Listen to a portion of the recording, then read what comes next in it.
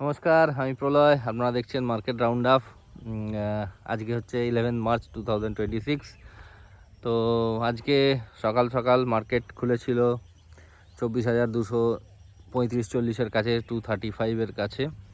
তো সেখান থেকে মার্কেট পড়ে যাওয়ার কারণ হচ্ছে গতকাল প্রেসিডেন্ট ট্রাম্প বলেছিলেন যে আমরা এই যুদ্ধ বেশি দিন টানবো না, তো যুদ্ধ তাড়াতাড়ি শেষই করে দেবো, খালি আমাকে স্ট্রেট অফ হরমুজে একটা দিতে হবে যে তোমরা ইরানকে বলেছো যে তোমরা যেখানে যে মাইন্সগুলো লাগিয়েছো সেই মাইন্সগুলো তুলে নাও, বা ওখান থেকে যে ইয়েগুলো আছে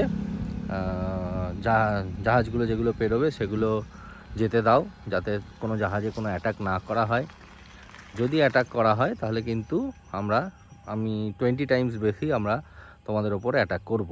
মানে এই আমেরিকা ইরানের ওপর অ্যাটাক করবে যদি কোনো জাহাজে অ্যাটাক হয়।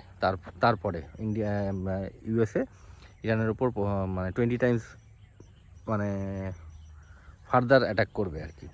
তো সেইটা নিয়ে মার্কেট ওয়েট করছিল, একটা সেন্টিমেন্ট তো আছেই, সেই নিয়ে মার্কেট ওয়েট করছিল যে ইরানের তরফ থেকে কোনো পজিটিভ কোনো রেসপন্স আসবে, যে না ঠিক আছে, কোনো অসুবিধা নেই, চলো আমরাও পজিটিভলি নিচ্ছি, আমরাও যুদ্ধটাকে শেষ করতে চাই।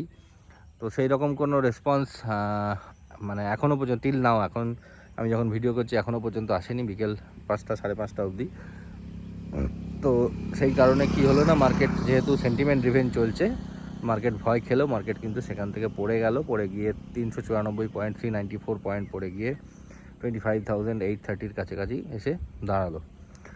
তো এটা বলার কিছু নেই, মার্কেট ভয় খেয়ে আছে, সেন্টিমেন্ট ড্রিভেন চলছে। ফান্ডামেন্টালি এটাই হচ্ছে মেন ব্যাপার। টেকনিক্যালি চার্ট দেখে বিশাল কিছু বোঝার উপায় নেই। টেকনিক্যালি চার্টে তো একবার বটম হচ্ছে, একবার আপ হচ্ছে, টপ হচ্ছে, এইসবই হচ্ছে।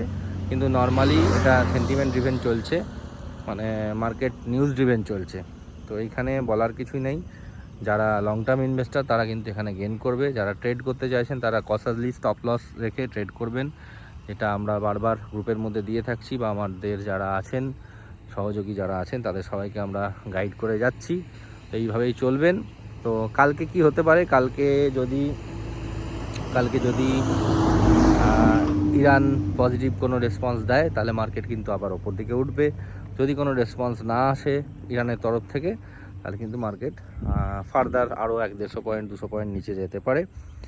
তো এবার একটা জায়গায় আসা উচিত, জানি না, এবারে আমি তো বিশাল কোনো বিশেষজ্ঞ নই, আমি যেটা জানতে পারছি বুঝতে পারছি সেগুলোই সবাইকে বলছি, গাইড করার চেষ্টা করছি।